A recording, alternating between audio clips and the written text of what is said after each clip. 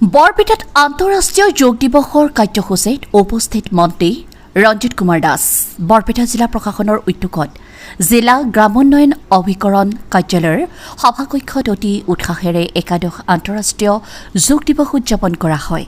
উক্ত অনুষ্ঠানত অসম চৰকাৰৰ পঞ্চায়ত আৰু গ্ৰামোন্নয়ন বিভাগ, পৰ্যটন, সাধাৰণ প্ৰশাসন তথা জ্যেষ্ঠ কেবিনেট মন্ত্ৰী ৰঞ্জিত কুমাৰ দাসে উপস্থিত থাকে। পিছে অন্ধ্ৰপ্ৰদেশৰ বিশাখাপট্টনমৰ পৰা প্ৰধানমন্ত্ৰী নৰেন্দ্ৰ মোদীৰ ভাষণৰ লাইভ টেলিকাষ্টেৰে এই অনুষ্ঠানৰ আৰম্ভণি হয়। এইবাৰৰ যোগ দিৱসৰ মূল বিষয়বস্তু হ'ল এখন পৃথিৱীৰ বাবে যোগাসন এক স্বাস্থ্য। ই ভাৰতৰ যি ২০ মূল মন্ত্ৰৰ সৈতে অনুৰণন ঘটাই ব্যক্তিগত মংগল আৰু গ্ৰহৰ স্বাস্থ্যৰ মাজৰ গভীৰ সংযোগ আলোকপাত কৰিছিল। এখন পৃথিৱী, এক পৰিয়াল, এক ভৱিষ্যত। সম্প্ৰচাৰৰ পিছতে স্থানীয় যোগ প্ৰশিক্ষকসকলে ১ ঘণ্টীয়া যোগাসনৰ নেতৃত্ব দিয়ে। অনুষ্ঠানত যোগদান কৰা মন্ত্ৰী ৰঞ্জিত কুমাৰ দাস, বৰপেটা জিলাৰ আয়ুক্ত ৰোহন কুমাৰ ঝা, বৰপেটা জিলা পৰিষদৰ কাৰ্যবাহী বিষয়া দিগন্ত বৈশ্য, বৰপেটা নগৰ উন্নয়ন প্ৰাধিকৰণৰ অধ্যক্ষ, বিজেপিৰ ৰাষ্ট্ৰীয় সদস্য তথা বৰপেটা জিলা বিজেপিৰ প্ৰাক্তন সভাপতি অনিল কুমাৰ দাস, অতিৰিক্ত জিলা আয়ুক্তসকল, সহকাৰী আয়ুক্তসকল আৰু বিভিন্ন বিভাগৰ বিষয়া কৰ্মচাৰীসকল।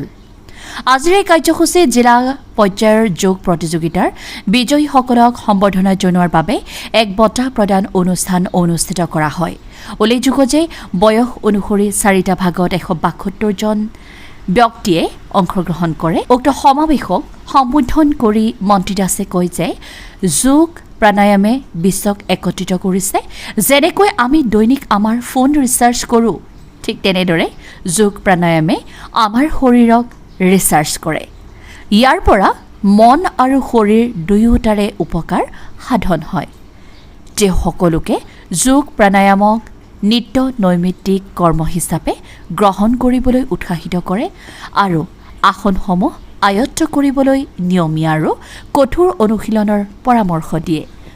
বৰপেটাৰ পৰা প্ৰদীপ কুমাৰ চৰকাৰৰ ৰিপৰ্ট, টিভি লাইভ নিউজ। এই যোগটো আমি আন্তঃৰাষ্ট্ৰীয়ভাৱে স্বীকৃতি আৰু যাৰ কাৰণে আন্তঃৰাষ্ট্ৰীয়ভাৱে এই যোগ আয়োজন কৰা হৈছে। মানুহে প্ৰধানমন্ত্ৰী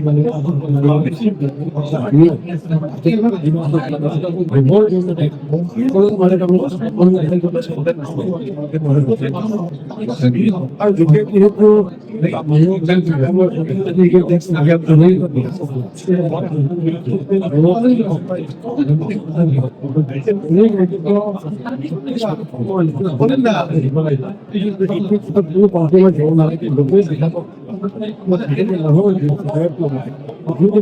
মোবাইলটো ব্যৱহাৰ চাই মই ভাবো যে